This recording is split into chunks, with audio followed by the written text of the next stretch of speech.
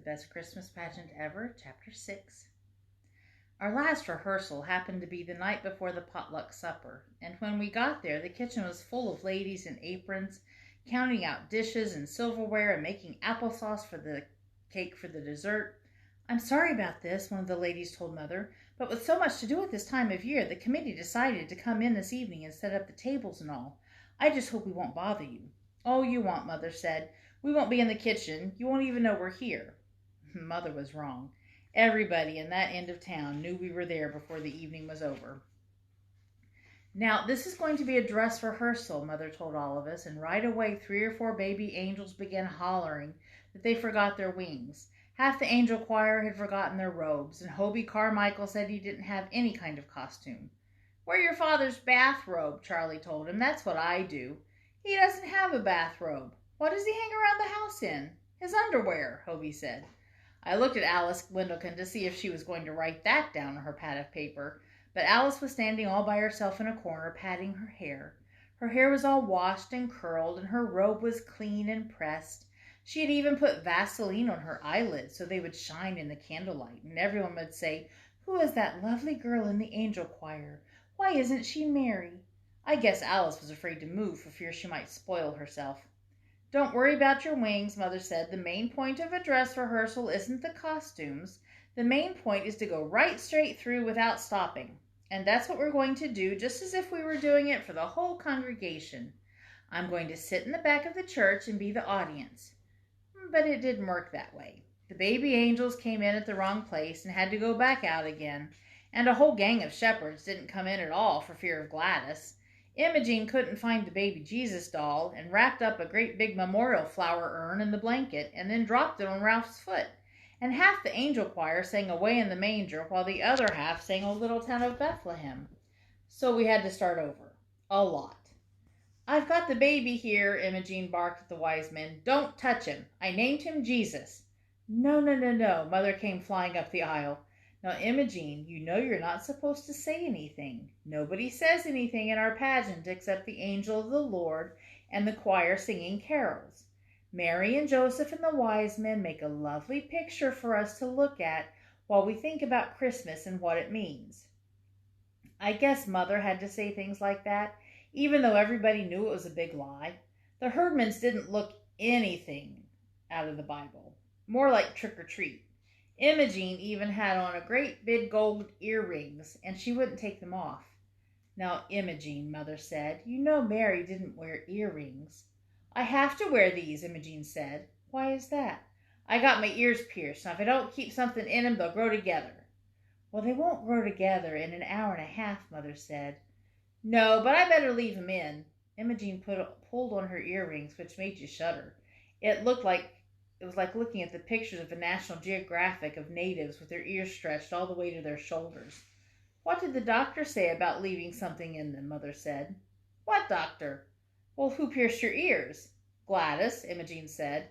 That really made you shudder. Thought of Gladys Herdman piercing ears. I thought she probably used an ice pick, and for the next 6 months I kept watching Imogene to see if her ears turned black and blue and fall off. "All right," Mother said, "but we'll try to find something smaller and more appropriate for you to wear in the pageant. Now we'll start again and go straight through, and—" "I think I ought to tell them what his name is," Imogene said. "No, besides, you remember it wasn't Mary who named the baby." "I told you," Ralph whacked Imogene on the back. "I named him." "Joseph didn't name the baby either," Mother said. "God sent an angel to tell Mary what his name should be." Imogene sniffed. "I would have named him Bill." Alice Windleton sucked in her breath, and I could hear her scratching down on her pad of paper that Imogene Herdman would have called the baby Bill instead of Jesus. "What angel was that?" Ralph wanted to know. "Was that Gladys?" "No," Mother said. "Gladys is the angel who comes to the shepherds with the news."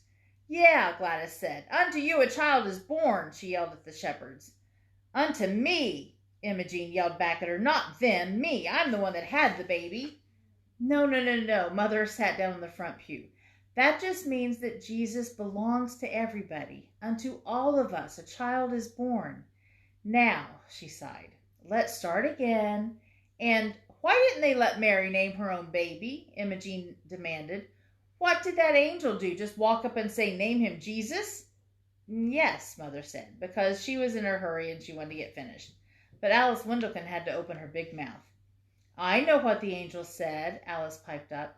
She said, His name shall be called Wonderful, Counselor, Mighty God, Everlasting Father, the Prince of Peace. I could have hit her. My God, Imogene said, he'd never get that out of the first grade if he had to write all that. There was a big crash in the back of the church as if somebody dropped all the collection plates. But it wasn't the collection plates. It was Mrs. Hopkins, the minister's wife, dropping a whole tray of silverware. I'm sorry, she said. I was just passing by, and I thought I'd take a peek. Would you like to sit down and watch the rehearsal? Mother asked. No, Mrs. Hopkins couldn't seem to take her eyes off Imogene. I'd better go check on the applesauce cake. You didn't have to say that, I told Alice. All that about wonderful, everlasting Father and all. Why not? Alice said, patting her hair. I thought Imogene wanted to know. By that time, everyone was hot and tired, and most of the baby angels had to go to the bathroom. So Mother said we would take a 5-minute recess. And then we'll start over, she said, looking sort of hopeless, and go right straight through without stopping, won't we? Well, we never did go right straight through. The 5-minute recess was a big mistake, because it stretched into 15 minutes, and Imogene spent the whole time smoking cigars in one of the johns in the ladies' room. Then Mrs. Homer McCarthy went to the ladies' room and opened the door and smelled something funny and saw some smoke, and she ran right to the church office and called the fire department. We were singing Angels We Have Heard on High when what we heard was the fire engine pulling up on the lawn of the church with the siren blaring and the red lights flashing. The firemen hurried in and made all of us go outside, and they dragged a big hose in front of the door and went looking for a fire to put out. The street was full of baby angels crying and shepherds climbing all over the fire truck and firemen and all the ladies on the potluck committee and the neighbors who came to see what was going on, and Reverend Hopkins who ran over from the parsonage in his pajamas and his woolly bathrobe. Nobody knew what had happened, including the herdmans, but I guess they figured that whatever it was, they had done it, so they left. Why in the world did you call the fire department? Mother asked Mrs. McCarthy when she finally heard the whole story. Because the ladies' room was full of thick smoke. It couldn't have been, Mother said. You just got excited. Didn't you know it was cigar smoke? Mrs. McCarthy stared at her. No, I didn't. I don't expect to find cigar smoke in the ladies' room of the church. She rolled around and marched right back to the kitchen. But by that time the kitchen was fuller of smoke than the ladies' room, because while everybody was mulling around the street, all of the applesauce cake burned up. Of course the ladies on the potluck committee were mad about that. Mrs. McCarthy was mad, and Alice said her mother would be good and mad when she heard about it. Most of the baby angels' mothers were mad because they couldn't find out what happened, and somebody said Mrs. Hopkins was mad because Reverend Hopkins was running around the streets in his pajamas. It turned out to be the one great big sinful thing Alice kept hoping for. Mrs. Windleton read Alice's notes, got on the telephone that very night, and called up everybody she could think of in the Ladies' Aid and the Women's Society. And she called most of the Flower Committee and all the Sunday school teachers and Reverend Hopkins. And Reverend Hopkins came to see Mother. I can't make head or tail out of it, he said. People say they set fire to the ladies' room. Some people say they set fire to the kitchen. One lady told me that Imogene threw a flower pot at Ralph. Mrs. Windleton says all they do is talk about sex and underwear. That was Hobie Carmichael, Mother said, talking about underwear, and they didn't set anything to fire. The only fire was in the kitchen where the potluck committee let their applesauce cake burn up. Well, Reverend Hopkins looked unhappy. The whole church is in an uproar. Do you think we should call off the pageant?